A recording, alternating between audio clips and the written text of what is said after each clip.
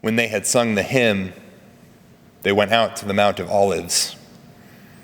And Jesus said to them, "You will all become deserters, for it is written, 'I will strike the shepherd, and the sheep will be scattered.' But after I am raised up, I will go before you to Galilee." Peter said to him, "Even though all become deserters, I will not."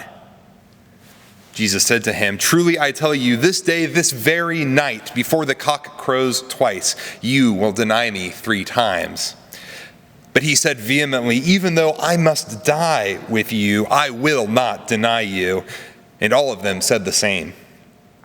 They went to a place called Gethsemane, and he said to his disciples, "Sit here while I pray." He took with him Peter and James and John and began to be distressed and agitated, and said to them, "I am deeply grieved, even to death. Remain here and keep awake."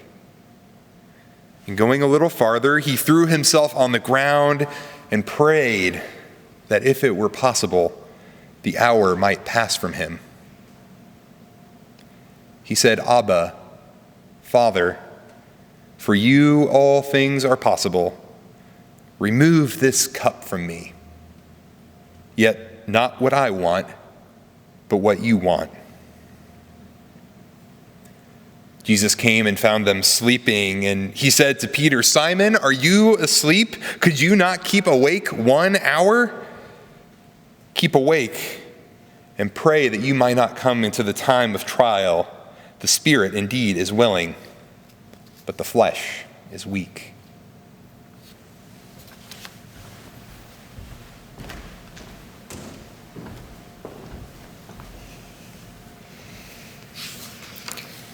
And again he went away and prayed, saying the same words.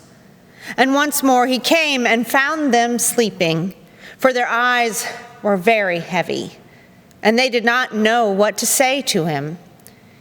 He came a 3rd time and said to them, "Are you still sleeping and taking your rest? Enough! The hour has come. The Son of Man is betrayed into the hands of sinners. Get up, let us be going.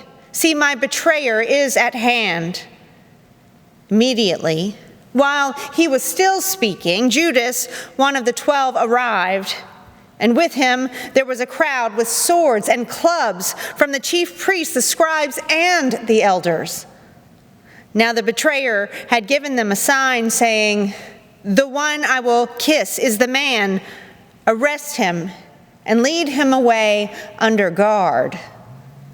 So when he came, he went up to him at once and said, "Rabbi," and kissed him. Then they laid hands on him and arrested him. But one of those who stood near drew his sword and struck the slave of the high priest, cutting off his ear. Then Jesus said to them, "Have you come out with swords and clubs to arrest me as though I were a bandit? Day after day I was with you in the temple teaching, and you did not arrest me. But let the scriptures be fulfilled."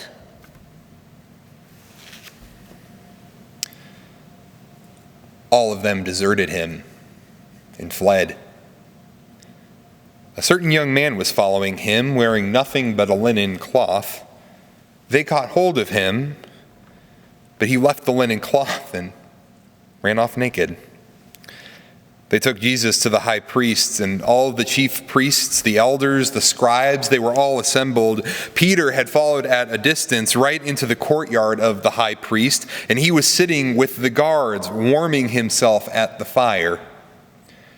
Now the chief priests and the whole council were looking for testimony against Jesus to put him to death, but they found none.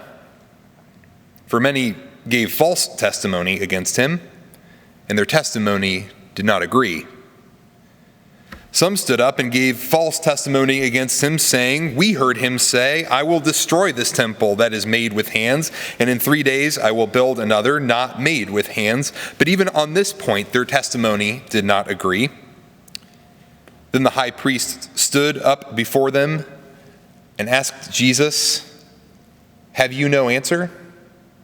What is it that they testify against you?"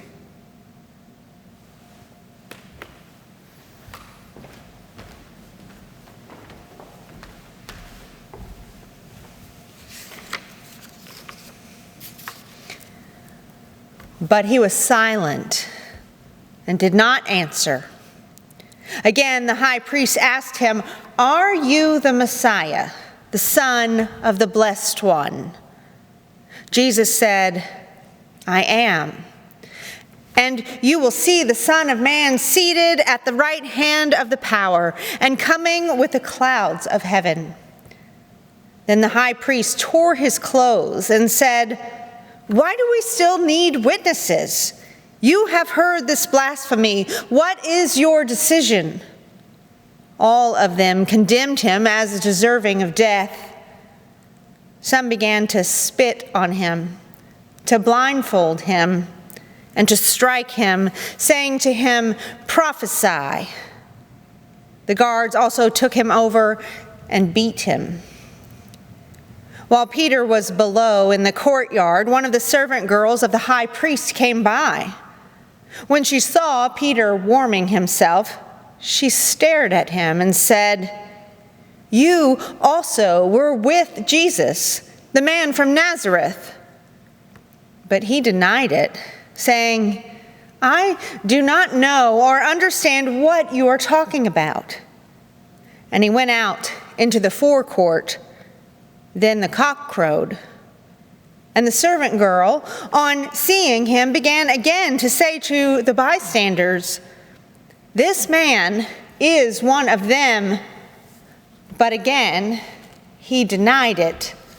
Then, after a while, the bystanders again said to Peter, "Certainly you are one of them, for you are a Galilean."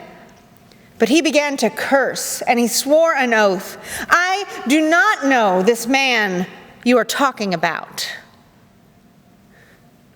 At that moment, the cock crowed for the second time. Then Peter remembered that Jesus had said to him, "Before the cock crows twice, you will deny me 3 times." And he broke down and wept.